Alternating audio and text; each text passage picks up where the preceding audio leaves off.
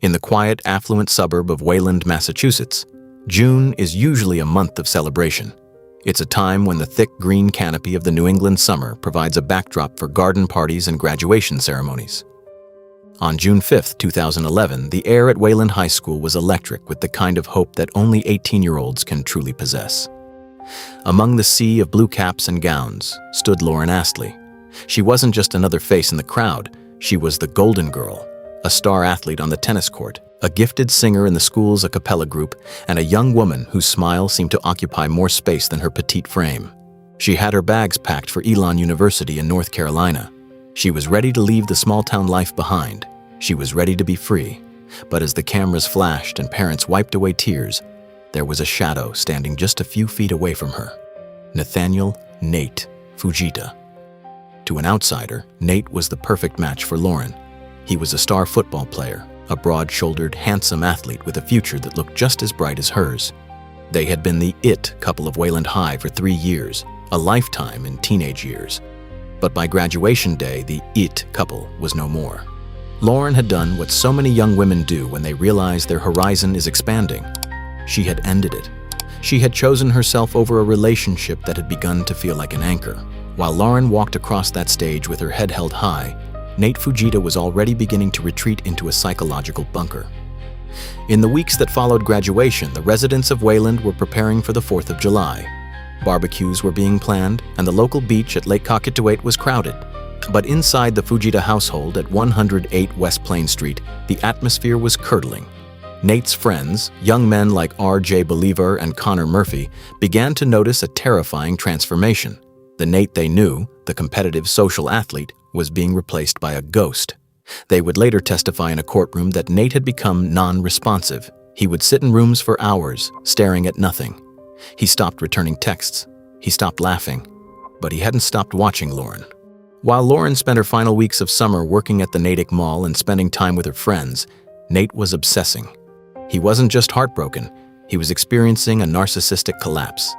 In his mind, Lauren Astley wasn't a person with her own dreams and a plane ticket to North Carolina. She was a possession that had been stolen from him by her own ambition. We now look at the final morning. Sunday, July 3rd, 2011. The sun rose over Massachusetts on a day that felt like any other holiday weekend. At 9:45 a.m., the surveillance cameras at the Natick Mall captured a moment that still haunts the investigators of this case. There is Lauren. She is on the escalator, bathed in the fluorescent mall lighting. She's wearing a casual summer outfit, her hair is down, and she is looking at her phone. She is smiling. Perhaps she was texting a friend about the beach, or perhaps she was looking at photos from graduation.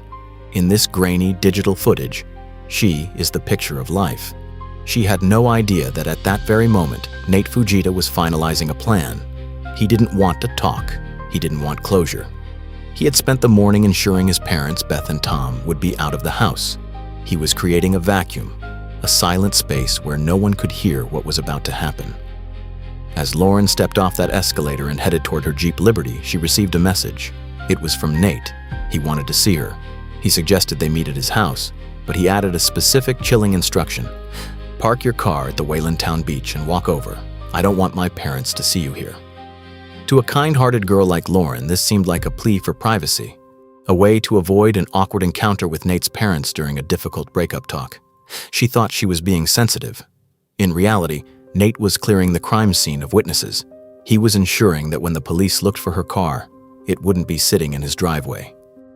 At approximately 6:30 p.m., Lauren Astley drove her Jeep to the town beach. She locked the doors, tucked her keys away, and began the short walk to 108 West Plain Street.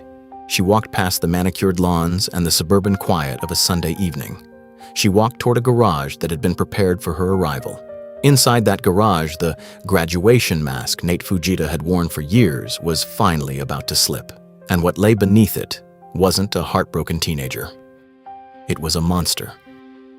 By 7 p.m. on July the 3rd, 2011, the quiet suburban air of West Plain Street was thick with the humidity of a Massachusetts summer. Inside the garage at number 108, the heat was trapped, stagnant, and heavy. Nathaniel Fujita stood in that silence, waiting. Lauren Astley arrived shortly after, having parked her Jeep Liberty at the Wayland Town Beach as instructed.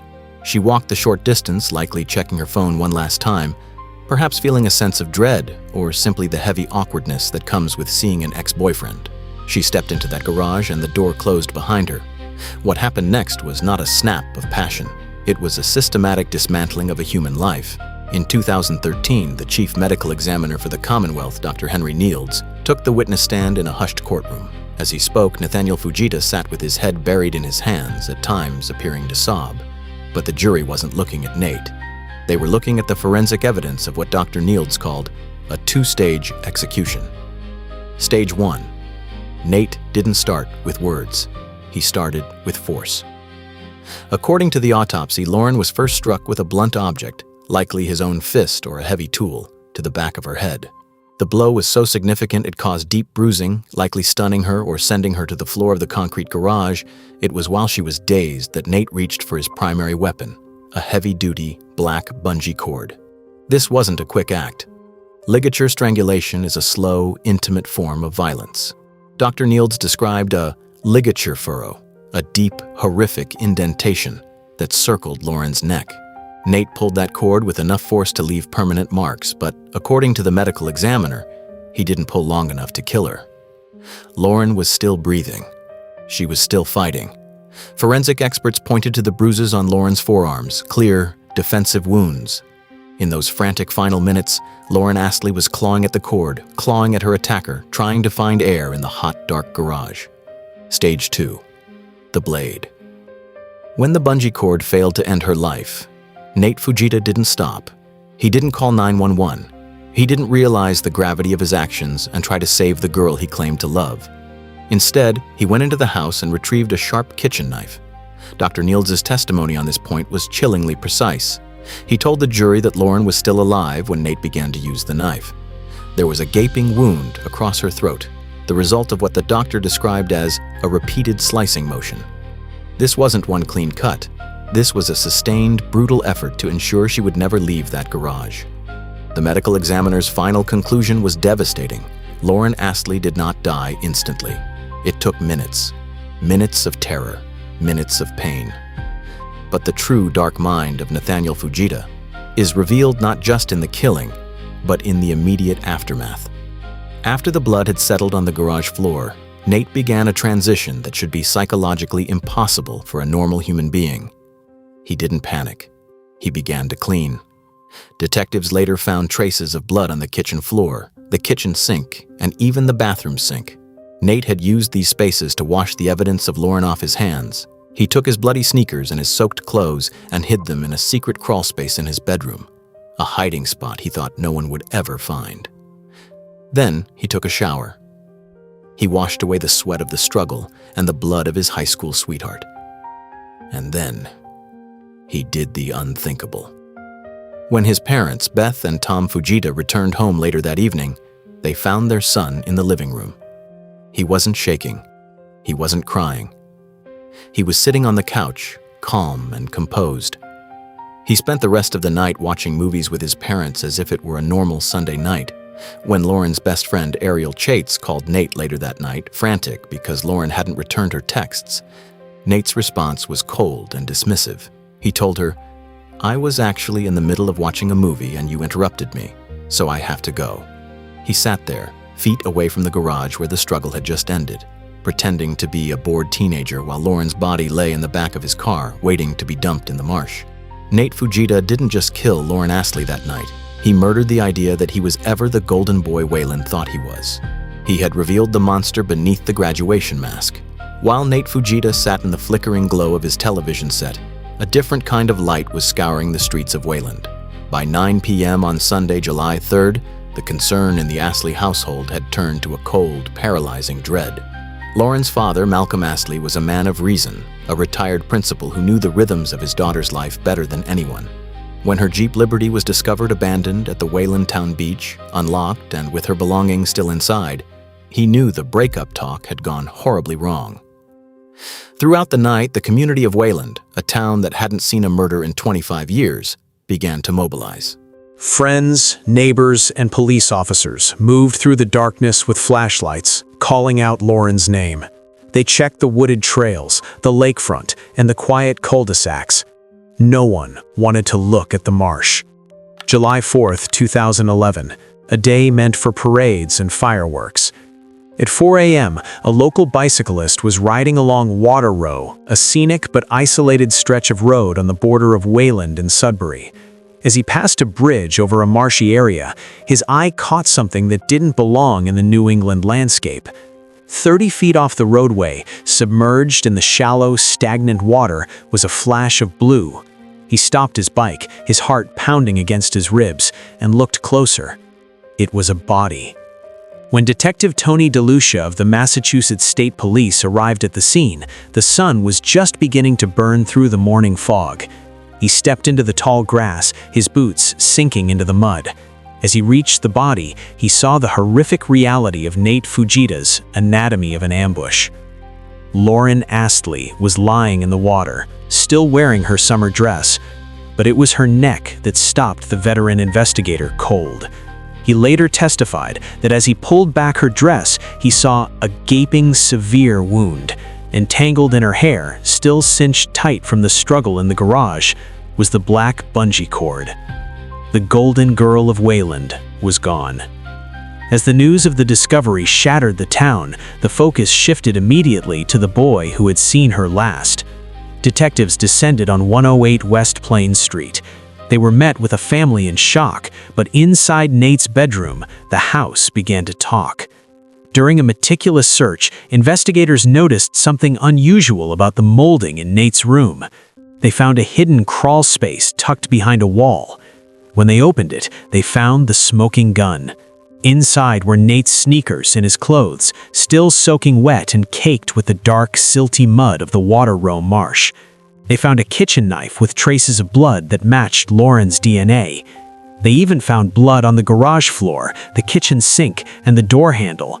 Feeble attempts at a cleanup that couldn't erase the scale of the violence. But perhaps the most heartbreaking detail of this chapter wasn't the evidence, but the reaction of those left behind. When Lauren's mother, Mary Dunn, was told they had found her daughter's body, her first instinct wasn't anger, it was a terrifying realization. She recalled bellowing a single phrase, "Don't let it be Nate. Don't let it be Nate." Even in her grief, she couldn't fathom that the boy who had sat at her dinner table, the boy she had watched graduate just weeks prior, could be capable of such calculated brutality. Malcolm Astley, in a display of radical empathy that would later define his life's work, did something no one expected. After Nate's eventual conviction, he approached Nate's parents and hugged them. He acknowledged that while he had lost his daughter, they too had lost their child to a darkness no one saw coming. But as the investigation deepened, that darkness would prove to be even more complex. Nate's defense team would soon argue that he wasn't a monster, but a victim of a brief psychotic break, a dark mind that had simply snapped. In the next chapter, we look at the trial, the insanity defense, and the explosive 2026 update that has brought Nate Fujita back into the headlines. For over a decade, the town of Wayland believed the story of Lauren Astley was over. They believed that by sentencing Nathaniel Fujita to life without the possibility of parole, a measure of justice had been secured. But in the legal world, forever is a fragile word. We now move into the present day, early 2026, and what we are finding in the court records of the Massachusetts Supreme Judicial Court is a betrayal that has reopened every wound this community ever suffered: the legal earthquake.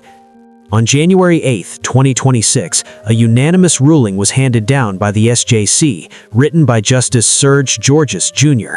The court officially rejected Nate Fujita's latest attempt at a new trial, upholding his first-degree murder conviction. The court ruled that his actions, the luring, the hiding of the car, the cleaning of the blood, were clearly those of a rational mind that appreciated the wrongfulness of its conduct. But then came the Mattis factor. Because of a landmark 2024 ruling known as Commonwealth versus Mattis, the state of Massachusetts decided that the brains of 18 to 20-year-olds are not fully developed. Because Nate was 18 at the time of the murder, the court ruled that his sentence of life without parole is unconstitutional. The reality is chilling. As of today, Nate Fujita is no longer a man who will die in prison. He has been ordered to be re-sentenced. He is now eligible to seek a parole hearing after serving just 15 years. Since he was locked up in 2011, Nate Fujita could be walking the same streets as Lauren's family in just a few short years. But it's not just the sentence that has changed, it's the truth behind the dark mind of Nathaniel Fujita. During this 2026 appeal process, a 180-page document submitted by Assistant District Attorney Ryan Rawl revealed a detail that has left the legal community in shock. For years, Nate's defense was built on his non-responsive, catatonic state, his inability to speak or react during his time in a New Hampshire psychiatric facility.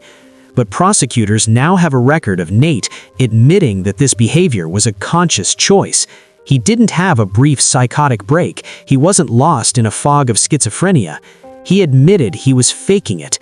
He spent years performing the role of a broken man to escape the consequences of what he did in that garage.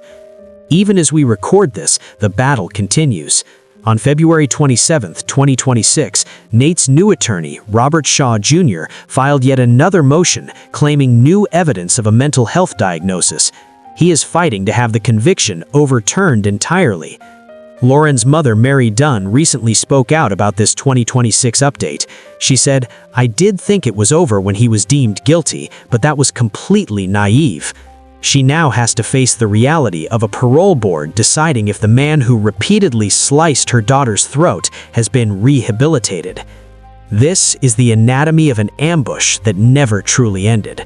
It started in a garage in 2011, and it continues in a courtroom in 2026. Nate Fujita wore a mask in high school, he wore a mask in a psychiatric ward, and now he is looking for a way to wear that mask back into society. The question for the Dark Minds community is simple. When a killer admits to faking insanity for over a decade, can they ever be anything other than a danger to the world? If Lauren doesn't get to live her life, why does he? Comment justice below if you believe the 2026 legal changes should not apply to a crime this calculated. And if you're new here, subscribe to Dark Minds. We don't just tell the story, we follow the evidence until the mask finally falls.